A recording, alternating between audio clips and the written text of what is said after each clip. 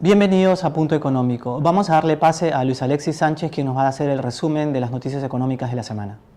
Gracias, Aldo, y bienvenidos a su secuencia de las noticias económicas de la semana en Punto Económico. Me gustaría empezar con la noticia del Roadshow in Perú que se ha llevado a cabo en Londres en esta semana. Hemos abierto la Bolsa de Londres el día 18 y básicamente porque hay una comitiva de empresarios peruanos y de representantes del gobierno encabezados por el ministro Castilla y por el señor Julio Velarde del USR para promover las inversiones en el Perú, atraer los ojos de los inversionistas, en este caso europeos, pero no solamente europeos, sino a nivel mundial, que se han dado cita en Europa para que puedan traer capitales hacia el Perú. Y en realidad hay de cierta forma, una envidia sana de los europeos que ha sido comentada al ministro Castilla sobre, digamos, el modelo de crecimiento que estamos teniendo en comparación, por ejemplo, a lo que está sucediendo en Europa. Inclusive hay algunos países que ya están en recesión, España es uno de ellos, y esto ha implicado también, por ejemplo, que el ministro Castilla dé algunas recomendaciones, como por ejemplo el hecho de que es importante que los países europeos tengan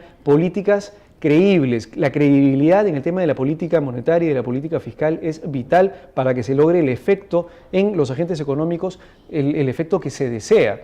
Y ha sido pues bienvenida estas sugerencias en Europa y esperemos pues que efectivamente los inversionistas europeos comiencen a traer sus capitales, sobre todo ahora que hay un exceso de liquidez, digamos, a nivel internacional por las emisiones que ha estado viendo en Estados Unidos y de parte del Banco Central Europeo, y que este dinero venga pues acá a invertir en el Perú.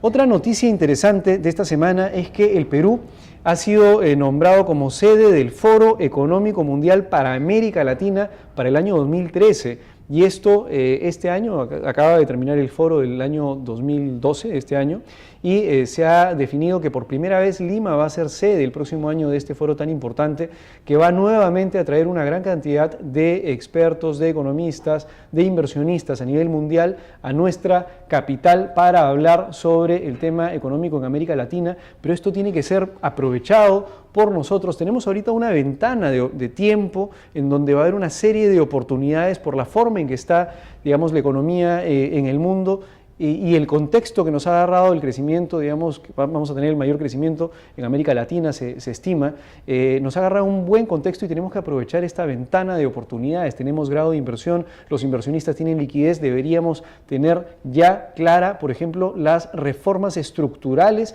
que deberíamos estar promoviendo desde ya. Probablemente dentro de poco salgan en el Congreso algunos paquetes de reformas estructurales como la tributaria o la del mercado de capitales o la del sistema previsional, que son importantes, porque en la medida en que utilicemos esta ventana de tiempo eficientemente, probablemente en el futuro, cuando las cosas se reacomoden a nivel mundial y cuando probablemente no tengamos los precios de los commodities, de los metales, de los minerales tan altos como lo que hemos venido teniendo, o probablemente cuando China deje de comprar tanto cobre en el mundo, tengamos pues la posibilidad de tener un mercado de exportador e interno completamente diversificado y siendo mucho más productivos y más eficientes en lo que hacemos de lo que somos ahora.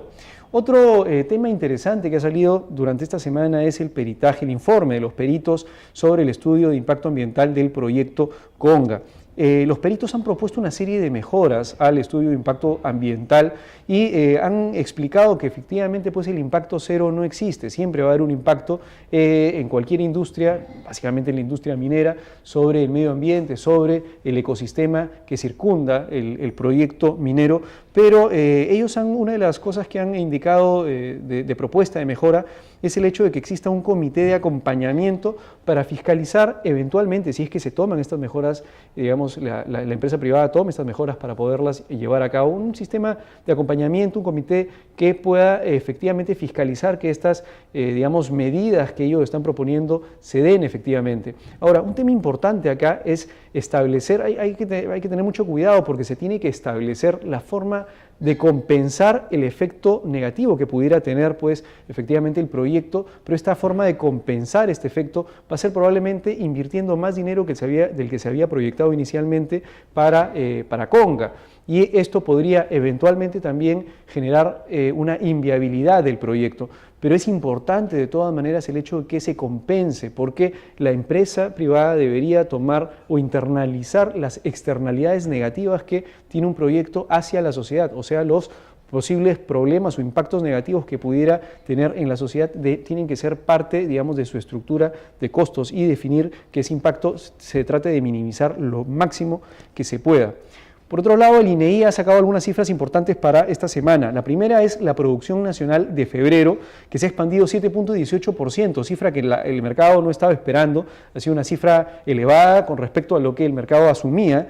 Y básicamente lo que se ha dicho es que el sector construcción ha crecido alrededor del 14%. Ojo aquí, para toda la gente que está dentro del sector construcción y también aquellas industrias que dependen de la creación, por ejemplo, de viviendas o de infraestructura. Llámese empresas, por ejemplo, que venden insumos para las viviendas o empresas de mejoramiento del hogar o empresas que venden ferreterías, etc. El sector construcción, explican los agentes económicos, es uno de los sectores que va a jalar este año el PBI al cierre del año y podríamos estar hablando de una cifra interesante de crecimiento a comparación del año pasado. Por lo tanto, eso implica oportunidades dentro del sector para toda la gente o todas las industrias que están relacionadas a este sector. El despacho, por ejemplo, de cemento ha aumentado o ha venido aumentando en los últimos meses y la inversión pública también en infraestructura se va a elevar este año con respecto a lo que hemos tenido el año pasado. Otro sector interesante es el sector de finanzas y seguros, que ha crecido también 13.72% en febrero comparado con febrero del año pasado.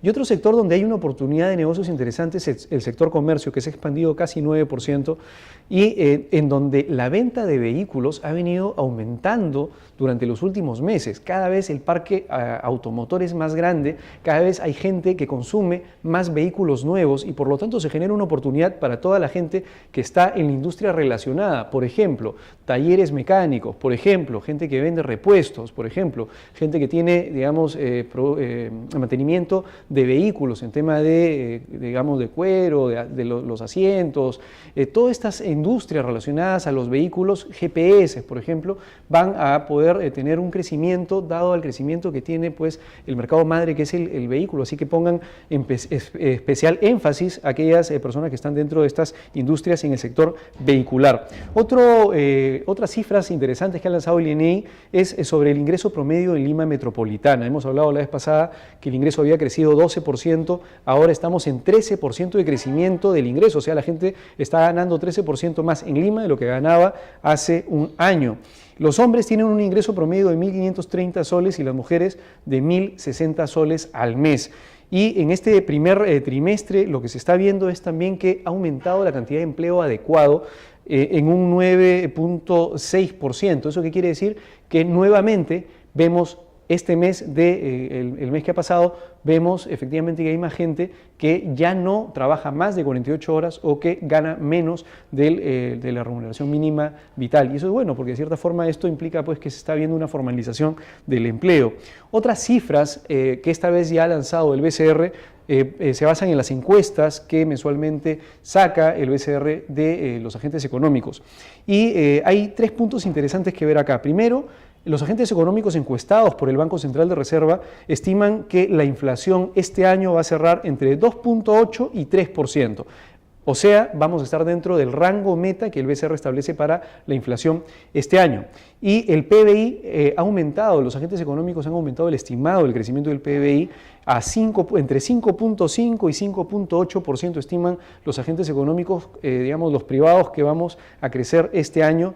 Y el otro tema importante es el tipo de cambio. Se estima que todos los agentes económicos esta vez concuerdan en que vamos a cerrar con un tipo de cambio de 2.65 soles por dólar el año. Y hablando justamente del tipo de cambio, efectivamente ustedes han estado viendo que el tipo de cambio ha venido bajando durante las últimas semanas.